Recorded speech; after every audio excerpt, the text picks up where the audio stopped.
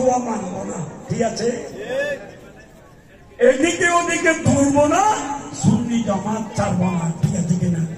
সুন্নি জামাত মানে আয়াটা যারা জামাত নয়, আল্লাহ রাসূল উনি কেরামত জামাত। সুবহানাল্লাহ সুবহানাল্লাহ। সাথে সাথে 2 নম্বরের সিদ্ধান্ত যে সুন্নি জামাত আমরা আদবের জামাত। আমরা আল্লাহর সামনে বেয়াদবি করবো না, নবীর সামনে বেয়াদবি করবো না, কোন সাহাবার সামনে বেয়াদবি করবো না, ওইদের সামনে বেয়াদবি করবো না, বুড়ো মুরব্বী হক্কানি রব্বানি আলেমদের সাথে বেয়াদবি করবো না, বিশেষ করে মা বাবার সাথে বেয়াদবি করবো না। কারণ যার ঘরে মা বাবা আছে মনে করতে হবে তার ঘরে হানায় কাবা আছে। মা বাপকে একটু মহব্বতের নজর লিখে নেন, এক একটা হজরত সব হয়ে যাবে। সুবহানাল্লাহ।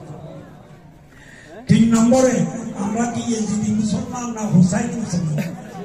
তাই ইমাম হোসেনের গলায় ছুরি চলতেছে কারবালার ময়দানে।